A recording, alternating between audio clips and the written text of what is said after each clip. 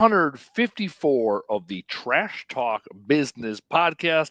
This is our opportunity every single week to grow, build, and shine our junk removal dream. I'm your host, Andy Wines, with Camel Crew Responsible Junk Removal in Butler, Wisconsin. And this week I got a friend, buddy, guy I know, kind of. Jim, Jim, I never even asked how to pronounce your name. That's the one thing I do before the show, and I shit the bed. Jim, how do you pronounce your last name? It's Adolphson. Adolphson. I Yep. wanted to say that. Every part of me did not want to say that. All right, go with Jim. Jim, welcome to the show. Thank you. I appreciate you having me on. So what brings you here? Let's start with the softballs. Yeah. So, any opportunity to talk about recycling, e-waste, trash talk in general. I'm all about it. I love it.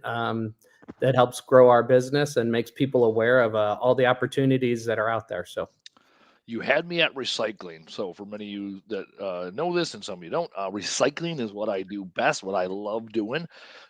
This morning we do quarterly training. One day, full day, we set aside for training with our guys, and then we also do weekly training, Tuesday training, 1 hour every week. And then today's full day session, we kick off things and we talk to our guys about what is our purpose, and they understand, right? We recycle, reduce, and our impact, what we can recycle, what we can recover, what we can donate, how can we serve our community. They were really surprised. So we lean heavy on electronics. That's your jam. They were really surprised when I told them we recycled over 200,000 pounds of electronics last year alone. And so we put on e-waste events throughout the years, or throughout the year. We'll put on 15 this year. We put on 19 last year, and our first e-waste event was hair over 10,000 pounds. So 15 events, 10,000 pound average. There's 150,000 pounds of electronics we're taking out of people's homes and getting into the hands of people like you. So in the junk removal space, how does that work? How do you fit in to our average listener who's out there banging jobs all day, cleaning out houses? Yeah. So, we try to be kind of that solution out there for you guys or any business that we're dealing with. There's so much e-waste out there and there's so much opportunity, and we try to give money back to the folks that bring the equipment into us, and sometimes you guys will probably find them gems and them houses where there's a computer that was end of use to that individual, but not end of life.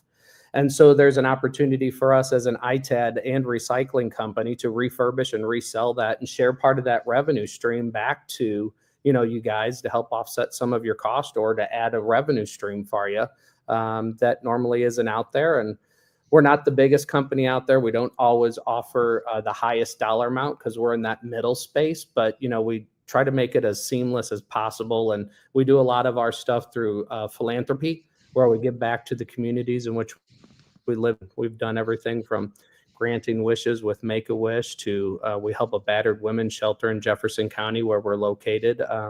Those families are displaced, and sometimes those ladies are heading out the door with only the clothes on their back, and we just try to really make a difference out there in the community. And if we can bring you guys into that fold, that's what we're looking to do, and building a long, strong, lasting relationship. So how does that? So you said ITAD. What is that? So I'm on the same page. Yeah. So ITAD is IT asset disposition. So we handle like a lot of reverse logistics for our corporate clients, where we track the serial numbers, wipe hard drives, and refurbish and resell that equipment to bring a revenue stream back to them. Because a lot of times in these big businesses, the IT department is the bad guy. Oh, the IT department needs more money for more computers or whatever. And so we try to bring some of that value back to the company and get the IT guys on our side to understand what we're doing and what our purpose is out there. Yeah. Okay. So we're leading in heavy on the residential side. What other certifications do you have in the electronics collections world or recycling world? Yeah, so we're R2V3 certified, which is a governing body for anybody that's in the ITAD or recycling business, where we're audited on an annual basis just to make sure that when we're taking that equipment or we're saying we're wiping those drives, we're actually doing it and not just taking it out and throwing it and burying it in a field or something. And we have to prove our downstream, and we try to go zero landfill. There are a few things that you just really can't find a good place for, which is mostly like styrofoam, because nobody knows what to do with styrofoam and all the different types of styrofoam. But we divert everything from the plastics to the metals. And so ITAD is the biggest, our R2V3 is the biggest part of that. And then we also carry our ISO certifications in 9001, 14001, and 45001, which are quality, environmental, and health and safety. So we look out for our staff and the equipment and the environment. All right. I've seen those before. Maybe we'll get into that. Maybe it's a little too dry for our audience. What's the difference between dry for me? Yeah. What's the difference between the R2 certification versus eSteward? Really, they're very similar. And the eSteward or the R2V3 is really a corporate preference. I feel like eSteward is more leaning towards the government side, and R2V3 leans more towards your Fortune 500 type companies. There isn't much of a difference in them per se. Still good to have in our space, just because of the certification, the auditing of the material to make sure that everything is handled properly. Yeah, that's one thing I want to encourage with our listeners. When you're talking about electronics, the first question we get when we do our electronics collections event is, is my data going to be safe? And my immediate answer, I tell people to de-escalate the situation. I tell them, if people want to find your information, they're going to find it somewhere else other than your hard drive. Like, you're not that important. Right. For little lady with an old computer or laptop or tower, it's like, you're not that important first. Like, and people kind of laugh when I say that. The second thing is, I tell them that we work with all of our downstream processes, our R2 certified handlers. We have 3 handlers. We have primary and then 2 secondary ones, depending on really comes down to logistics, who can get to us. And like last week, 2 weeks ago, we were getting concrete work done on our dock, and so we couldn't get we didn't have a semi load. We only had a 24-foot truckload. So we have one company we can ship to. There's like 7 minutes away. So they don't give us the best price. It's not the best for that situation, because we wanted to clear out our warehouse in short notice. That was the best, because we can't, they won't send a 53-foot truck for half a load. Obviously, it doesn't make sense. So the point there being is, when you take electronics downstream, make sure that who you're handling it with or getting it to, because we're collectors essentially, right? We're not recyclers. I make that very clear. We collect and then we ship, and then it gets to the recyclers. Because as soon as you start to talk about recycling, processing, then you're open up a whole can of worms. So even me, I have a 20,000 square foot facility. We sort material, we store it, and we ship it. Everything we ship out is either on Gaylords, pallets, or on carts. And so because of that, we're sorting, we're not processing material. Can you talk a little bit about that? What's the difference between collectors, recyclers, sorters? Because then in the scrap world, it gets turned into, shredding, smelting, the whole thing. So where do you fit in? And for the listeners' sake, how can they best serve you when bringing you material?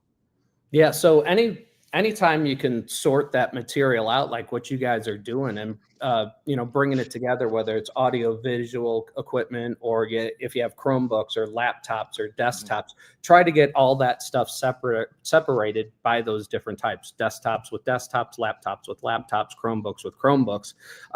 But if you're not bringing in enough, computers in general into Gaylords makes it a lot easier. And then you have all the other different avenues: old gaming equipment, networking equipment. Anytime you can bring all that stuff together pre-sorted like that, allows us to give you more money for it, because it's a quicker flip. We're not going through and one thing over here, one thing over there. It's, hey, this is a Gaylord of laptops, let's get through it and get the best price. So we're probably second tier from the end when you look at people that are gathering the equipment, people that are sorting the equipment, and then us. And then the final process is, I'm selling computers to the guy that's going to sell it to the end user, or I'm selling my boards that I've sorted out to the guy that's going to shred it, or that's going to sell it to the shredder.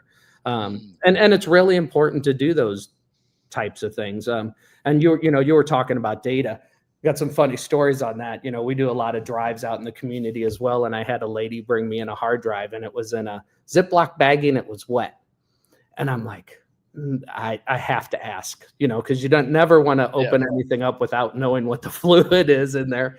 And she told me that she had soaked her hard drive in the sink overnight so that her data was clean.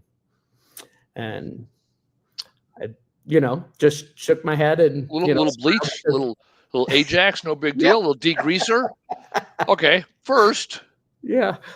Does that work? Does water destroy the hard drive? No, it don't. It's all the people that drill the holes in their hard drive too, that say, oh, well, I drilled a hole in it. Well, if I really wanted your data, I can pull data off of every part of that plate of that hard drive that, doesn't have the hole in it. And so it's interesting. And, there's a lot of things out there that people don't think about. Your smart TVs these days, they hold data. You log into a Netflix account, had your email address, and a lot of times people use the same password that they use on their bank account. So you got to make sure when you have a smart TV or anything like that, all that stuff is carrying data. So it's important to really take that into consideration, because you don't want to be the person that ends up on the front page of the New York Times because, data got out through your facility. And, there's a lot of different things that you got to think about. But yeah, the hard drive in the sink was probably the best data cleaning I'd ever heard. I love that. I love that because there's the actual cleaning nomenclature. And then there's also this idea that you can destroy your hard drive and it has some level of effectiveness. I also hear about the guys. The other thing that people do often is shoot laptops or shoot their hard drives. Yep. And it's like I often you now have answered that question. I never knew if that actually worked. Now knowing it doesn't work further proves how dumb people are, I guess, and how I'm sure that's like one Google search away from being like, yeah, this doesn't work. Why are we doing this? And I'm not that important for someone to go after my hard drive to see what I got going on. Now I will say on the flip side, we brought in a new IT company in January, and they went through us and they're like, oh, this is bad, because we have I'd say I'd give us like a D+. Like, we're not terrible, we're not good. Like, I'm in the Army still, 21 years tomorrow. I've been in the Army, fresh on my mind. And in the Army every year we have to do cybersecurity and like don't use the same password and don't write it down and don't have it on post-it note. So like the basics of like not terrible is where we're at. And even at that, we saw some redundancies where it was like, okay, we are using the same password for a lot of things. And now actually with Google, it makes it, I think so, at least with Password Manager, have them make up the password. I never have to think about it. And I use biometrics. I know some people are weirded out by it. The Army's had my biometrics for years. They got my retinal scans. They got my thumb. They got my face. It's everywhere. Like I'm in Branson today. I flew down here. I go through Clear. They scan my eyes. Don't give a fuck. My phone, my thumb gets you in. So you know what? If you get my thumb, you can get into my phone. And if you have my thumb, I got bigger issues that day. Sure. Yeah. So let's talk about, again, everyone's favorite sexy topic, data security. What do you know about data security when it comes to running businesses? What are some best practices people have? Because what ends up happening is I'll tell you what happens. Even our business, this morning at training, one of our guys brought up, he goes, hey, we can't see Jobber anymore. So what we used to do was we'd have people have their own login for Jobber. Well, then what happens when they leave? So we're like, okay, let's just have one username for everybody. So we call it Team View, so guys could see their schedule. Well, then we had an issue where a guy was terminated. He had Team View. He went in after he was terminated and started calling our customers, telling them that job is canceled. We're a terrible company. And da da da da. So then we did the forced logouts. Well, the problem is there's not 100% guarantee that every device is getting logged out, right? There's that chance we take.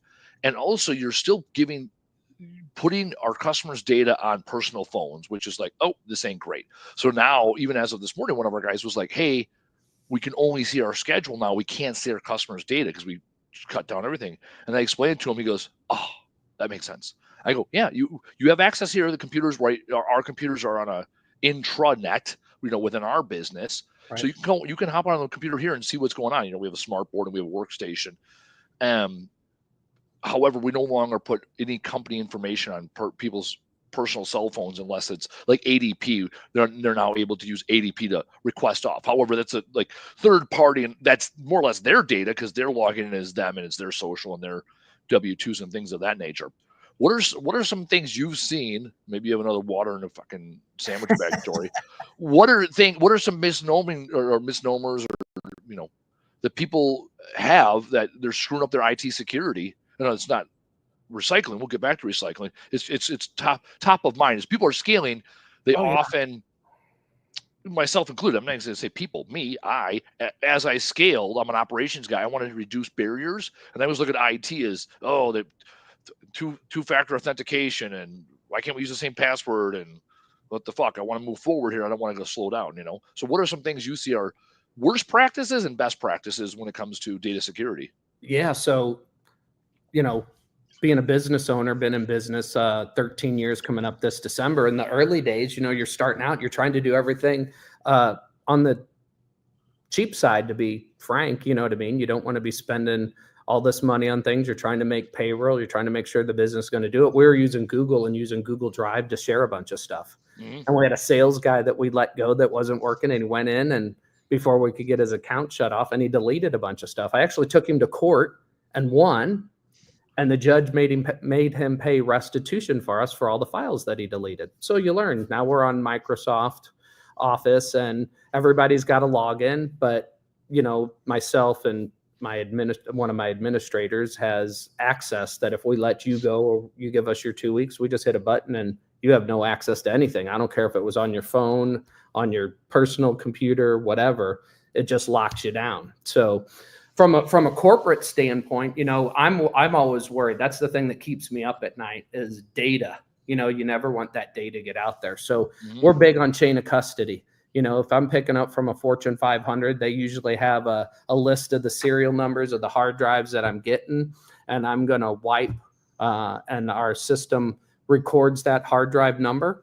So we're auditing against a list to make sure that we have them all covered, and our system tells us whether the wipe was good on the drive or not. We use NIST 888, and it pops up and says clear or failed. And if it failed, it goes into our hard drive shredder, and we shred it right there on the spot. We video record it.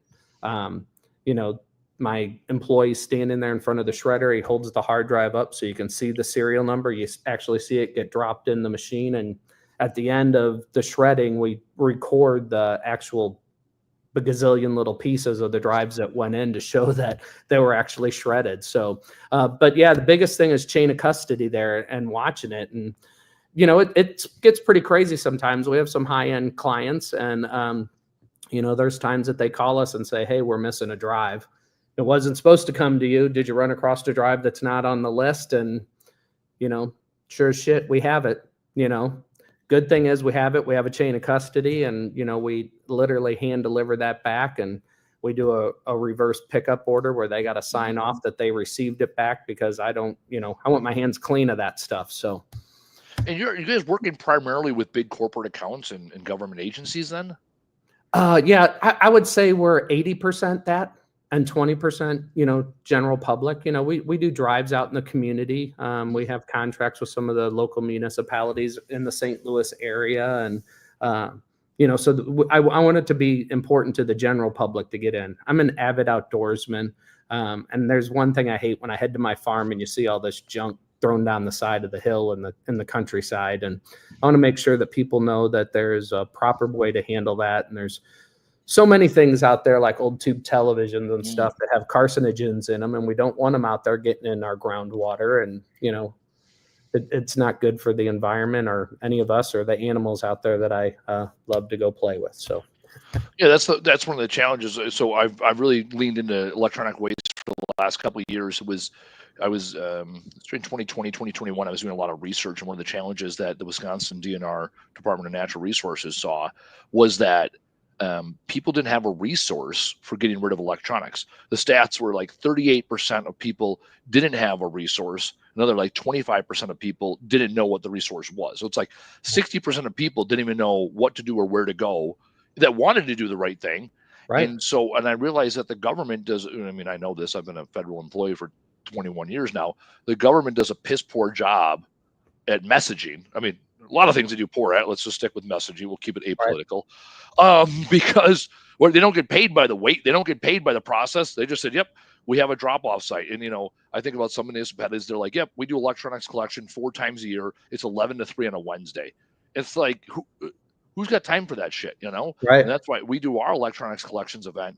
We're also not checking IDs, because you have some places like where I'm from, we have Brookfield. Well, you have the town of Brookfield and the city of Brookfield. And heaven forbid the town people go to the village, or the village people, YMCA, versus Trump.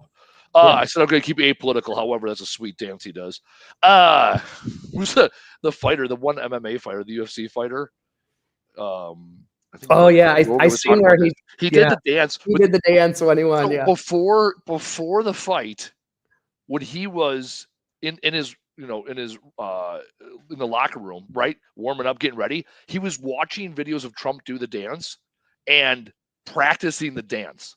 Like, that's how confident and loose he was, that his number one priority was doing the dance. The victory dance. That's awesome. Victory dance. Like, again, that goes one of two ways, right? Like the old adage, right? The difference between courage and stupidity. It's like when you know something's going to hurt and you do it anyways, right? And it works out, it's called courage. Yeah. When you do something that you know is going to hurt and it doesn't work out, it's called stupidity, right? So like, that story goes one of two drastic ways. Like, wow, that guy was so confident he was going to win. He was practicing the dance.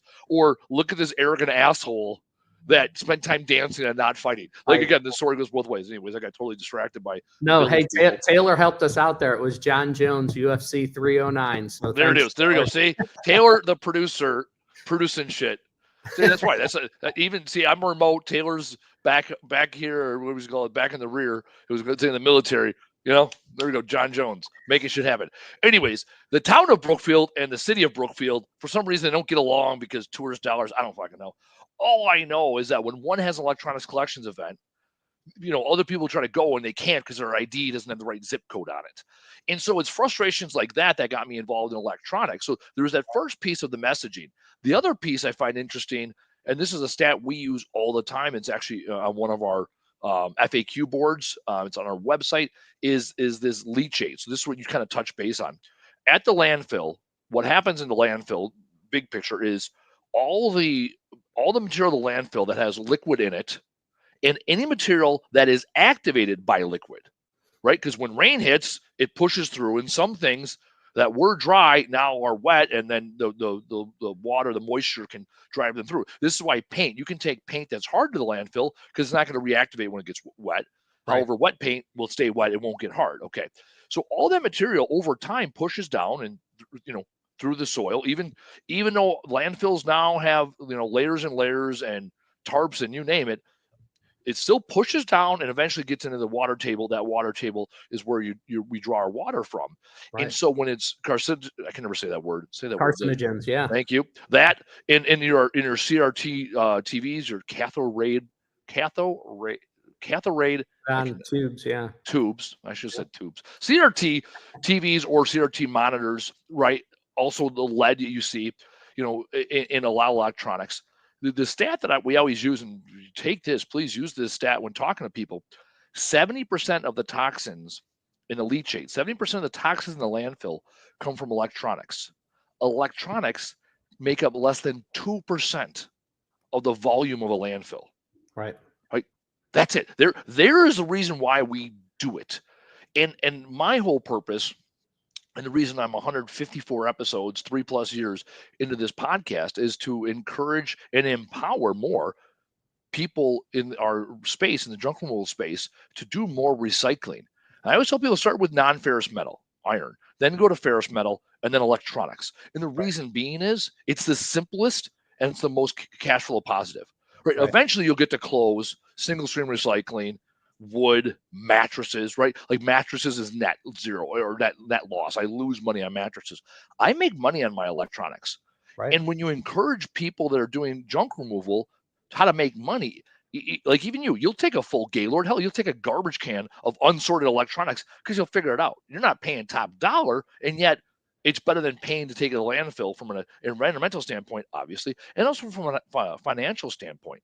Right. So let's talk about that. What's some pricing that you see when people are bringing you laptops, towers, mixed peripherals, or tube TVs and things of that nature? What do you pay in your market? Yeah. So if it's an end of life computer, you could be looking at 30 cents a pound. But if it's where I can resell it, I mean, I could pay you up to 25, $30 for that laptop. Desktop's probably $15, and it just all depends on, what type of condition they're in, and if we can get it to where it functions again. So, old gaming systems, those are hot, and those are all over the place. I mean, I've paid somebody $50 for an old gaming system, and I've paid somebody $15. It just depends on what the gaming system is, and if you have the remotes and all the cords and everything like that. So it can become pretty lucrative if you get into the right spots and get that equipment. So what about AV equipment and speakers, organs, all that oddball stuff? What do you guys take? What do you pay for it, or what do you have to pay to get rid of it? What does that look like? Yeah, so what we pay for is mostly desktops, laptops, gaming systems, some audio-visual, old stereos mostly, especially if you end up with an old stereo that has the wood on the side and it's, a Pioneer or something like that. I've sold those on eBay for up to $300. VCRs right now are hot. You can't go into a store and buy a VCR, and all these generations of people that are passing on. Every grandma and grandpa had everything on a VHS tape, and so if you want to see the old family Christmases, you need a VCR and a way to play it. So, people get rid of VCRs. That's a hot one. Yeah, you get into the old organs and stuff. Those are the types of things we try to stay away from. But that 20% that we do for the consumers out there, we get into it. You tear it down to the smallest components, and hopefully we find a place for the wood. Somebody wants to burn it or use it at something like that, or unfortunately it ends up in the landfill. But you want to talk about landfills. When I got in the business 13 years ago, I think about 20% of all e-waste was being recycled. I think we're up to about 24% now. That's it. That's an EPA standard. If you Google it, it's 25% of all e-waste. That's all that's recycled. So there's 75% out there. So we're a disposable society, man. New iPhone comes out, guess what? You want the new iPhone. You may be sitting on a 14 or 15 right now, but the 16 comes out and we got to have it. And if you look at those landfills, I always say there's a lot of crap in landfills that I don't want to touch, but if you would go back and we would mine the landfills for all the gold and silver and palladium that's in all those old electronics that are sitting in the landfill, you could be a billionaire just buying old landfills and going through them. So when I work for Waste Management, Waste Management gobbles up small companies. That's how they build their business. And they bought this landfill. This is 15 years ago already. They bought this landfill. It's up in Minnesota or North Dakota, somewhere there, and they mined $1.5 million of cardboard out of the landfill. Cardboard, right? Something that is not heavy. It is not dense. And they mined, $1.5 million, I remember, of cardboard. It was like a 3-year project, basically 2 guys running machines. And I was like, wow. And he was like, yeah, they're like, we bought the landfill. They were lazy. And this when cardboard prices were higher. Now cardboard prices have really bottomed out because of the Amazon effect. There's shitload more cardboard available in our society. Going back to it, though, but some of your precious metals are sitting there in the landfill. So I checked your stat. It says globally, 17 to 22%, 17 to 22%, 22.3%. That's globally. You according to this stat, electronics waste facts, the world counts. No, that's a lot. I'm trying to see what in the U.S. Let's see what the EPA says. That's insane. I would think I would think 20% goes in the landfill. Yeah, EPA says less than 30. Yep. I think the most recent one I seen was from last year. I think it was 25. I mean, that's insane. So even at 30, 70% of all e-waste is. That's insane. Okay, that gets me so fucking twitchy. Yeah. I get so angry because I get paid.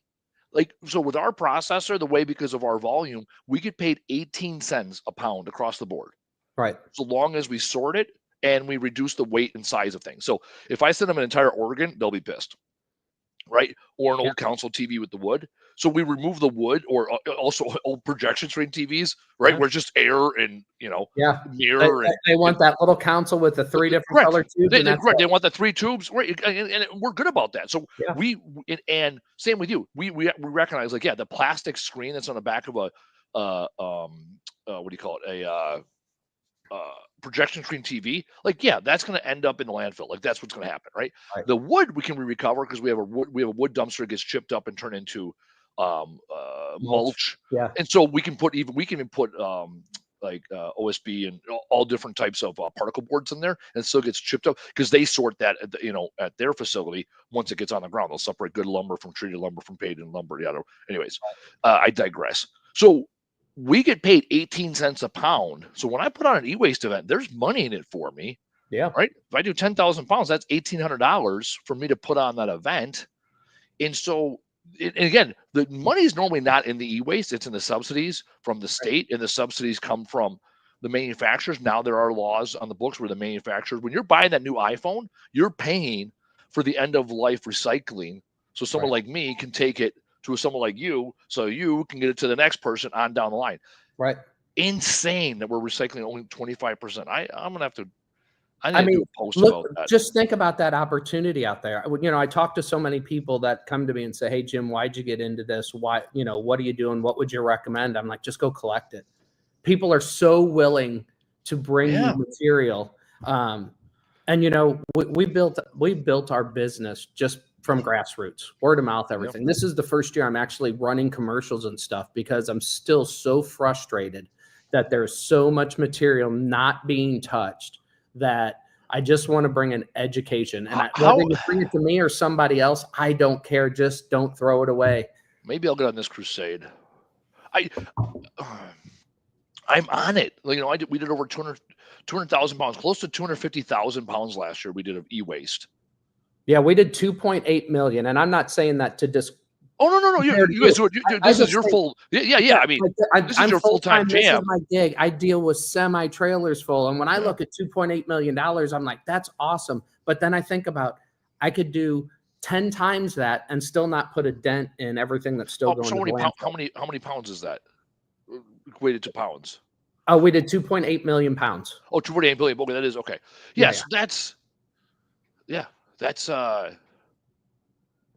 And we're still not even making a dent in it. You know what I mean? We're doing a good job. Jim, 31 minutes ago, I felt good about myself. I'll be honest. I love you, brother. That took me 13 years to get to that point, though, because it's still so hard to get people to be like, why would I want to bring that to you? Why would I want to waste my gas money to get it to you? I can just throw it in the trash. And, what, Jim, I decided we're going to do something right now. This is what we're going to do. Hold on. I'm going to do, we're going to do a live PSA. We have no idea how this is going to turn out. And yet, this we're doing. If it turns out like shit, it's fine.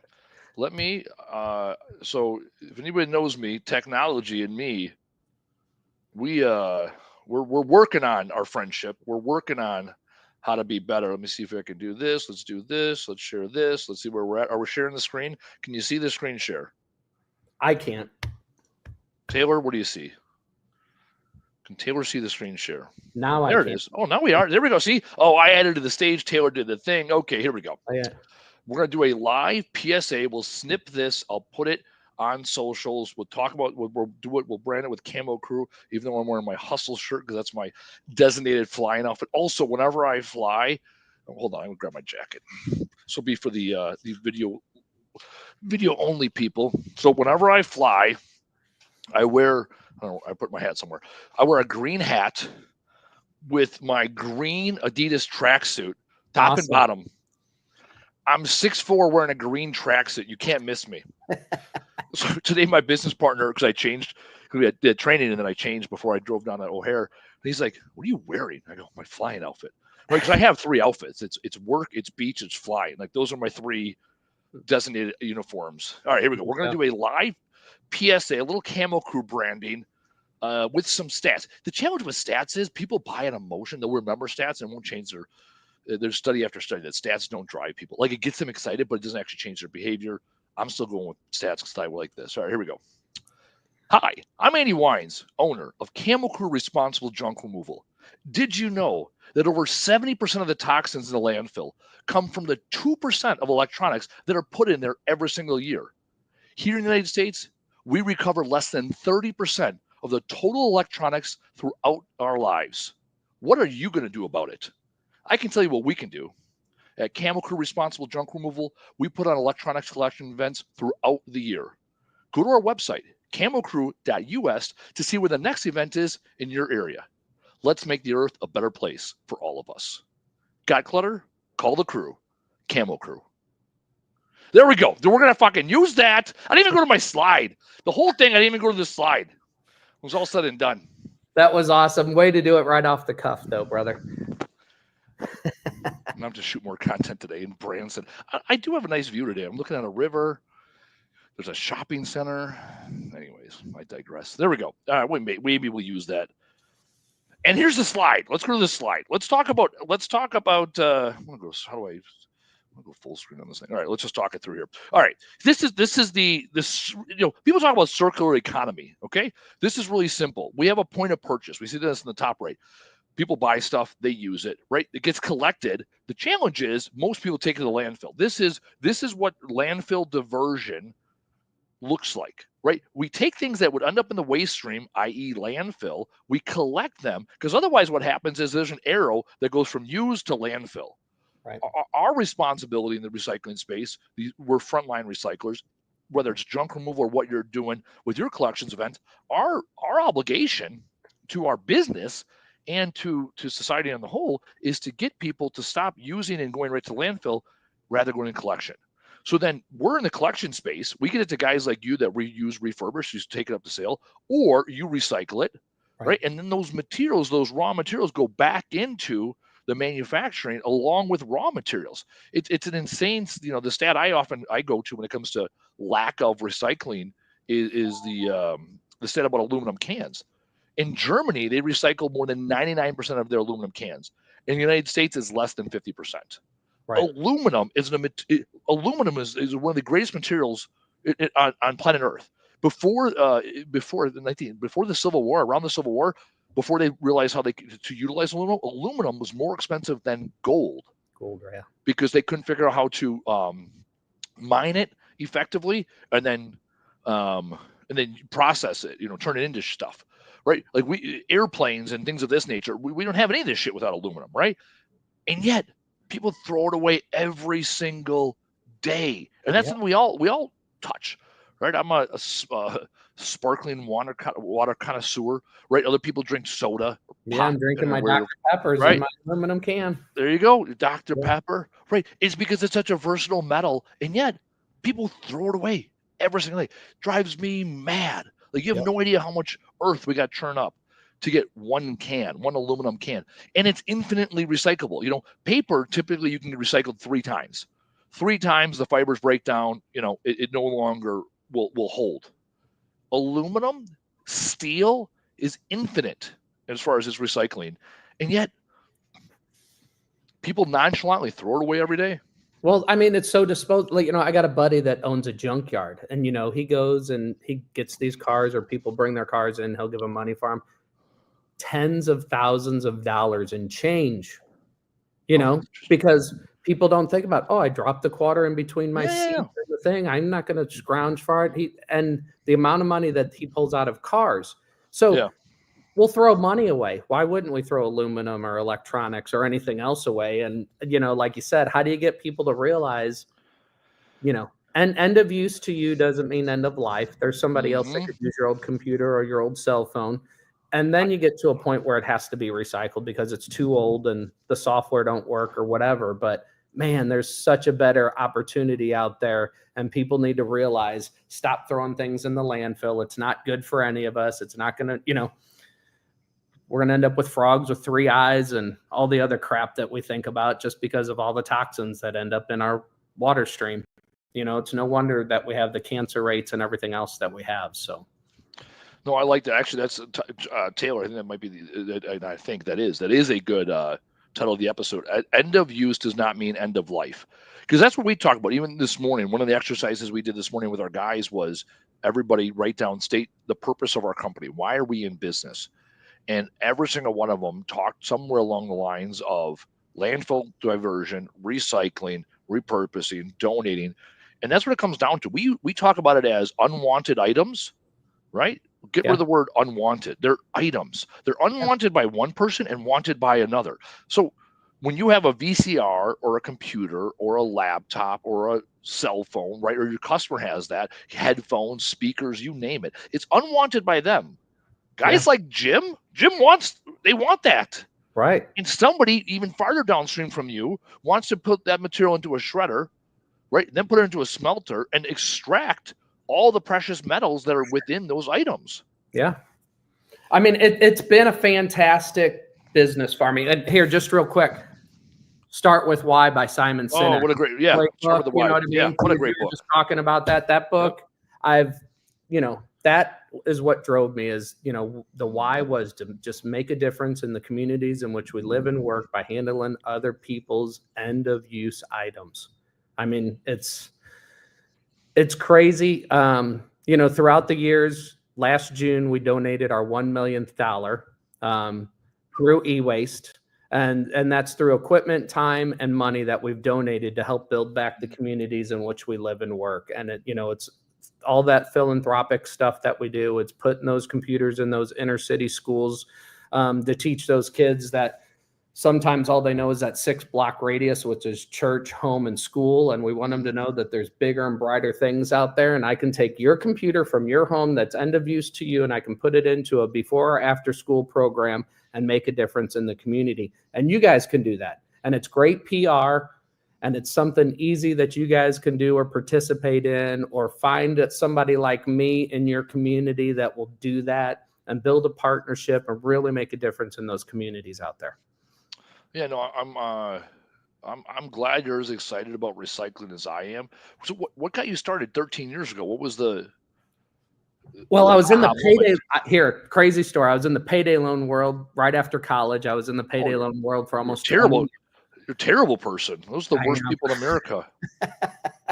And, morally and ethically, one day I woke up and I'm like, I was doing good for people. I know I was doing good for people. Yeah. I have that stigmatism out there, and I don't want to get into all that right now.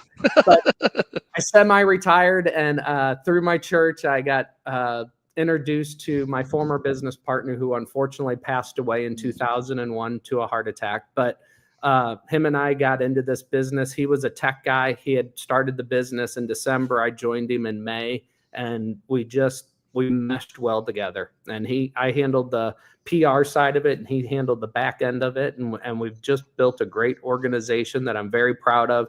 I love it. I pour into my staff. They're as passionate about it as I am. We run these events in April for Earth Day. We got 5 Saturdays in a row. And I say, guys, I need volunteers. And the board fills up quicker than I can turn around and walk away. All 5 Saturdays are fully staffed. And, they appreciate it, and they love it as much as I do. And they're fun. You get so many interesting stories. We see so much, I have a 20-year-old that I brought a bag phone home one day, and I said, this was my first cell phone. I had 20 minutes. I could sit on my car on Friday nights throughout the weekend and talk to my friends for free. But, other than that, I had 20 minutes of time that I could talk on the old bag phone. And, the best thing that I ever got at a recycling drive was an original Apple computer. Unfortunately, we were a year old and had to sell it to make payroll. But I had it for about 30 days. I wish I still had it today, because it would have been one of those nostalgic things to look back on and be like, somebody recycled this. And, it's cool. But yeah, and it was one step away from going to landfill. When we look at that chart, landfill diversion, that's what we do. This is what I preach. I was in Miami 2 weeks ago at a recycling conference. In 2 weeks from now, I'll be at the Waste Expo in Vegas, put on the National Waste and Recycling Association. And then the week after that, I'm going to San Diego for REMA, which is the Recycled Materials Association. This is what I want us in the junk removal space to get involved in. We are the frontline recyclers. We are the ones that have the opportunity to intercept that material that is destined for the landfill and do something about it. At our company, we take it serious. We talked again this morning with our guys about how to get fired at our company, and one person was fired for that exact reason. He put a TV and 3 mattresses in the back of a dump truck that was going to the transfer station, and told the driver, who he was responsible for, to take it to the transfer station. Thankfully, the driver took it to the transfer station, dumped it, and then reloaded it by hand. and then proceeded to, make, obviously, I should say, he unloaded the TV so it didn't smash, but then reloaded the stuff by hand. And then that other employee was let go, because that's how serious we take it. When people are not on board with that, they do not last in our organization, because we end up, sorting, storing, and shipping material. It takes more labor to do what we do. We have 24-foot and 26-foot box trucks that we load the material on. When it comes back to our warehouse, they unload them by hand. And I was talking to two of our guys. They came from 800 God Junk. 800 God Junk. He said, in the one guy, 3 years of working there, never once they unload anything. Every single thing that they touched ended up in the landfill. And it drives me fucking mad, right? I want to put these people out of business because they're not doing things right. And I want to do it the right way, right? The old adage of, you want to have the tallest building in town, you either rip other people's down or build yours really high. I want us to build ours high. I want us, and by the collective us, I have no desire to franchise my business or have several corporate locations. I got my one location. I'm happy with it. When I talk about us, I'm talking about the individual owner operators in every single market across America. Regional haulers. You own your brand, you own your name, you own your standards. This is your opportunity to step up and do the right thing. And this is how you separate yourself from competition. A lot of people want to have this scarcity mindset. Oh, there's only so many jobs. The big guys are in town. I'm always competing on price. Great. Stop competing with them. Get out there and be better. The analogy I used this morning, and I use all the time, right? You go to a nice steakhouse and you go to McDonald's. They both do the same thing. They both satisfy your hunger. And yet we can all tell the difference between a steakhouse and McDonald's. When it comes to junk removal, it's no different. Right. We go into people's houses and remove unwanted items. We solve the same problem. It's our choice whether we look at ourselves as a reverse logistics company or we look at ourselves as another waste hauler. And that's a choice. And it comes down with the education you have, the relationships you have, the people you know, and what do you do about it? So my challenge to everybody, I'm so happy you're excited about it. I'm discouraged in one way by hearing that percentage of electronics is so low, and I'm also encouraged to say, man, talk about opportunity. There's an abundance of electronics out there that want a home. Right. You were talking about competition. Everybody says, Jim, who's your competition? I don't view anybody as a competitor. There's so much e-waste out there, it doesn't matter. But we put our own spin, our own flair on it. We're that Chick-fil-A. It's my pleasure. What can I do? My pleasure. I want to be a solution to my clients, especially my corporate clients. I don't just come pick up their material. I handle it. I provide them reports every quarter to show how much water, how much electricity, how much oil, and everything that they saved in the environment by recycling it properly. We get involved with their corporate social governance teams to run drives within their businesses for their employees, not just for the business itself, and just education and getting out there and talking to people. And it's the old adage, shaking hands and kissing babies and doing what you say and say what you do, man. Because at the end of the day, the only thing you have as an individual out there running a business is your word. And if you break your word, you're not going to do great things. If you keep your word, sometimes it may cost you a little bit of money because maybe you weren't the subject matter expert at that time.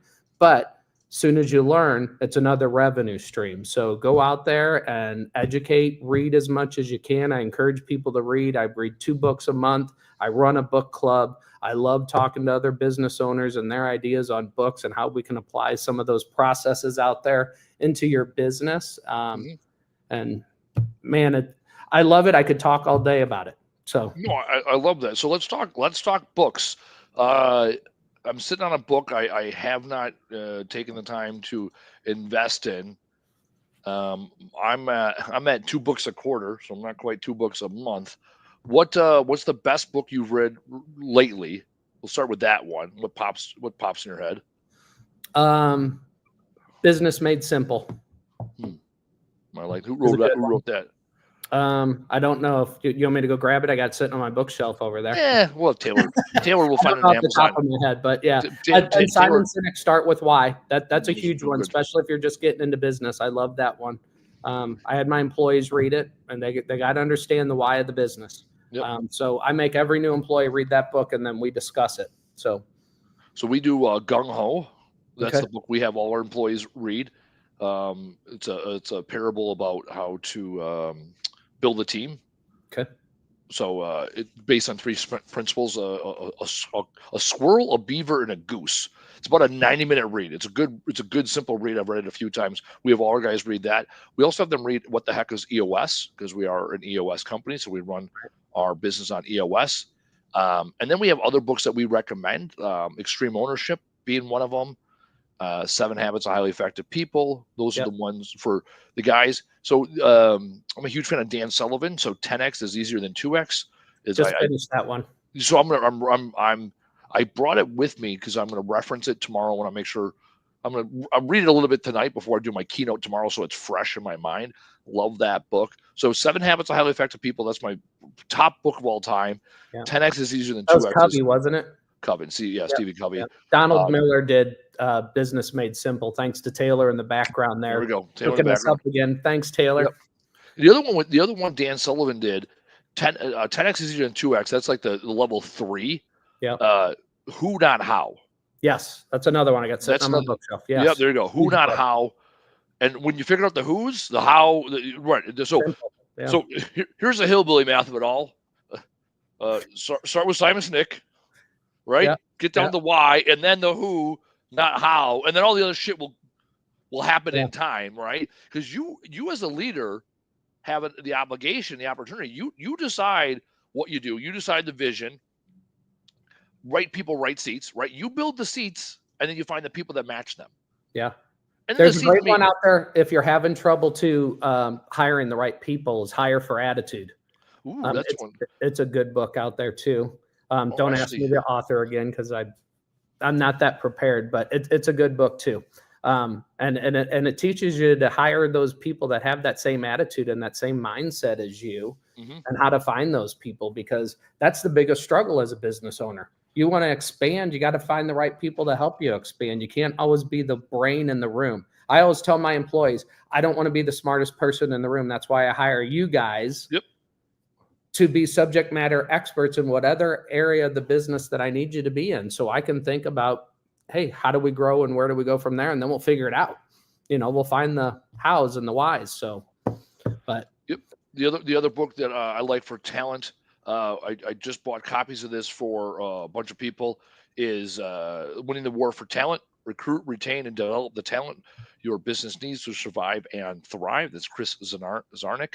I saw him speak about 2 years ago as a Vistage speaker.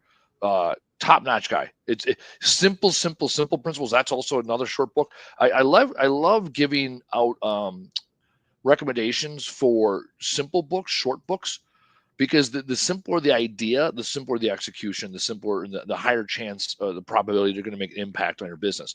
That's one challenge I have with 7 Habits of Highly Effective People, also 12 Rules for Life, Jordan Peterson. Like those are heavy books, right? Yeah. Like I'm a big fan of those. There's a lot you can unpack in those. And I also tell people when it comes to reading books, take the 2 or 3 things you're going to execute on and run with it.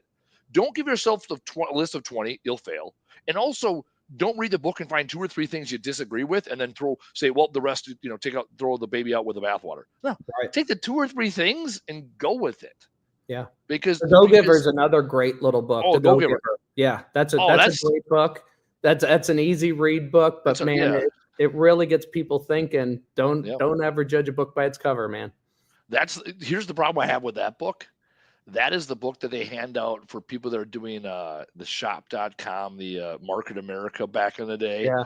AMSA, what is that other one? Whatever. That's the book they give away. Amway or whatever it was. Amway. So this was like 2 years ago, 3 years ago. I think this was as the world was opening back up. And I was doing some consulting. I was getting back into junk removal. And I sat down with somebody. He's like, I really want to talk to you about a business opportunity. I was like, okay, I'm taking on. And we sat down. He hands me the book. I kind of read it a little bit. And I was like, oh, okay. He's telling me all about this stuff. I'm about 20 minutes into it. And I was like, is this fucking multi-level marketing? He goes, no, this is an opportunity. I go, not happening. And I shit you not, like 3-4 weeks later, my parents' friends, who they knew I was a business guy, they're like, hey, do you want to make some passive income? We're looking at this as an opportunity. I was, oh, yeah, but I'll see what they have a business mind. We go have coffee, another different coffee shop. They sit down. They pull out the book. They're like, hey, we met this guy recently. I go, oh my God. And I started giving them the pitch. And they're like, oh, so you know all about it. Well, we we can't talk to you if you're already working with somebody else. I go, I'm not working with him and I'm not working with you. This is a terrible idea. And let me tell you why this is a terrible idea. And they're like, well, we're really committed to doing this. I go, okay, go buy your supplements. So I have an aversion. I read the book. It's a good book. I have an aversion. So this is what I'll say about the Go Giver. Go buy yourself a copy, read it. And when someone wants to give it to you as a gift, have your walls like Constantinople, 100 feet wide or 100 feet tall and 12 feet wide. Yeah, I'm so passionate about it. I'm actually writing a children's book right now about electronics recycling. So just about done with it. I actually have the book done. I'm actually in the process of, having it illustrated. So I hope to have that out there in the next few months, and trying to, when you look at 70% still out there being thrown away, we got to get to the younger generation sooner and make them realize that they can truly make a difference, with the simplest of things. Here, we have some of our communities, I hate to use the word trained, but we have them so trained. I have this older generation in one of the municipalities. These ladies bring me in their little household batteries sorted by double A's, C's, D's, and they hand me the little Ziploc baggies, but I love it because it's not going to the landfill. So that's the thing. I did years ago. I was in Recycler magazine talking about batteries, right? Batteries are a huge thing, especially lithium batteries. You put a lithium battery in your scrap load, they'll reject the load. Oh yeah. Because that causes fires. And that lithium, it's a good precious metal. They're pulling it out of the earth. Lithium, cobalt, all these metals that are used for EVs and for battery powered things. Those are the things that when it comes to electronics, we tell people when it comes to our e-waste events, if it has a cord, we'll take it. So we get people bringing us microwaves, lamps. I'm like, fine. Like at worst case scenario, it goes in for or it goes in for ferrous metal. Yeah. I'm really eliminating the word scrap in my vernacular, and so now I'm like, my brain is away from that negative connotation. I know, and I never use I would always say non-ferrous, and now I'm saying ferrous instead of scrap. Yeah, instead of sheet iron, because I want to be actually in Miami. That's where I did my speech on words that move mountains. How do we reshape the language within the waste industry? And my whole hook there was eliminating the word waste in the waste industry. Right? Yeah. What if we change the word from waste to resource? Right. Even that's why I hate the term e-waste. And also e-recycling, no one knows what the hell does that mean. So we just said electronics. We'll just keep it simple. Nothing fucking sexy, nothing fancy. Electronics. Right. Bring us your electronics. To your point, you got a battery, you got a cord, we'll take it. The only thing we don't take are bulbs. Yeah, we don't. I don't mess with bulbs because that's now if it's a lamp that has a bulb in it, I'm over it. Right. So that's I tell everybody anything that's ever had a current running through it. I don't even say a cord anymore. Anything with a current running through it. Anything with a current running through it. Yeah. Yep. I had one guy, we'll wrap with this story. We'll get to the big finish here. One guy, it was at a Hales Corners library. So it was a municipal event we were doing. And he goes, will you guys take a treadmill? I go, sure. We're already here having a good time. Or when people show up like freezers and stuff, that's irritating. Freezers, fridges, stoves. It doesn't happen often. We typically say small appliances only because it fills up the trucks too quick. Like the physical space of the trucks fill up. We stay away from those white goods as well. Same thing. Yeah, white goods, exactly. Yep, white. Yep. So, anyways, this guy, because the library is in the community, he walked the treadmill like 2 blocks on his dolly. It just walked up with it. We're like, all right, man. And like the library was like on a hill, so one of our guys went down there and helped him. Like janked it up the hill. It's like, all right, technically yes, it has a cord on it. Like, all right, well. Since you huffed it, we'll take it. Yeah, exactly. Like he asked ahead of time. He's like, anything with a cord? We're like, yeah. He's like, treadmill. I go, if you bring us a tread, I'm thinking he's gonna throw in the back of his pickup truck. Nope, humped it 2 blocks. It. That's awesome. Yeah. That's kind of an oxymoron, isn't it? Exactly. Yeah, exactly. Doesn't use the treadmill. Willing to walk farther with said treadmill, and the weight holding him down. Anyways, all right. Let's get to the big finish. This hour flew by. We went all over the place. We put in a PSA. I mean, we covered a lot here from Branson, Missouri. 2 people, same state, no big deal. All right, Jim, what was your top takeaway from today's amazing podcast? Just learning about the guys that are out there that are looking for ways to get to people like me. And again, you are awesome. I appreciate you. You're just candid. You're a human, and I love that. I've been on other podcasts, and they're so straight-laced and kind of crazy, and I want to thank you for your service because that means a lot to me. we have a big event this weekend that's going to support the St. Louis Hero Network, which is a nonprofit that supports first responders and military veterans. And so that means a lot to me. So I appreciate everything that you've done for the country, and thanks for putting this on. And I've listened to a few before I got on here because I wasn't aware of it until Dylan, introduced us, and you got some great content out there and I love it. So I appreciate you having me on. Appreciate that. How long have you known Dylan? Does he work for you? He's my business partner now. He used to have his own business. That's what I thought. And he just, ran into that growth stopgap, and he came to me. I was buying some equipment from him. I made him an offer, and part of that offer was, I want you to be my partner, not my employee. And it's been fantastic. So we're coming up on 2 years as business partners, and he's fantastic, and I appreciate his service as well. So. Dylan's good shit. I've known Dylan for a number of years. And that's how I got my business partner. He had a junk roll company in the area. He called me for some advice on a project, got talking. 2 months later, we merged, and, we wrapped his truck, and that was kind of it. I mean, there's more to it, but that was the main thing. Once we wrapped the truck, he's like, "Oh shit, it's official." I'm like, "Yeah." So now, his colors were red, black, and white. His junk badge, and now I'm like, "Well, now you're wearing camo." That collaboration piece right within the industry. My top takeaway is that stat you said. I'm going to beat it down. Less than 30%. Somewhere between 23, 25. We know it's less than 30% of electronics are being recycled. And again, this goes back to, look at that resource. Those electronics are a resource. They're not waste.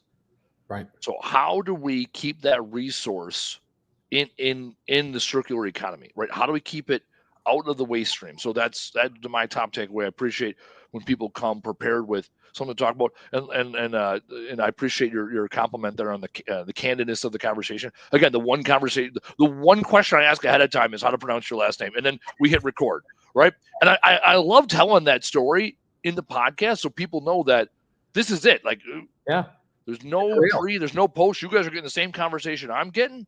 And so we have an opportunity to learn together.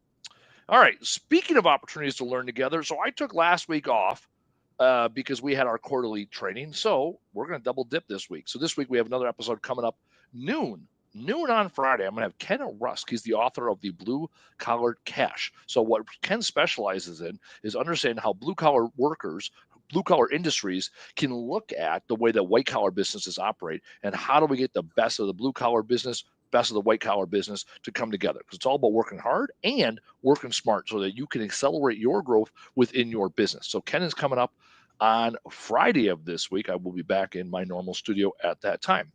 For anybody that wants to be a guest on the Trash Talk Business Podcast, we typically record at this time, 4 p.m. or 1600 for my military folks, Central Standard Time on Tuesday afternoons. We would love to have you as a guest. The guest we're looking for this season, we're coming into season 4 now. We really want to dial in on training. What can you do to add to the conversation? I'll be bringing some of our employees in to talk about the culture of our business. And I really want to know, what are you doing in your market that can build markets, or what vendors you have that are helping you? Like in this case with Jim, right? He's a vendor of ours here in the junk removal space. How is he supporting our community? How is he building the junk removal industry? So those are the people I'm looking for. You got people, send them to trashtalkbusinesspodcast.com and apply to be a guest on the show. As Jim can tell you, it's relatively simple. You put your name in there, give us a quick bio, let us know why you want to come on the show, and we'll find the time for you. So on behalf of Jim, our guest, Taylor, our producer, I'm Randy Wines, thank you for coming to another amazing episode of the Trash Talk Business Podcast. Bye now. Thanks for listening. Tap subscribe or follow to get the latest episode. And if you enjoyed this episode, be sure to leave us a review and tell a friend to listen. To learn more, visit trashtalkbusinesspodcast.com. Bye now.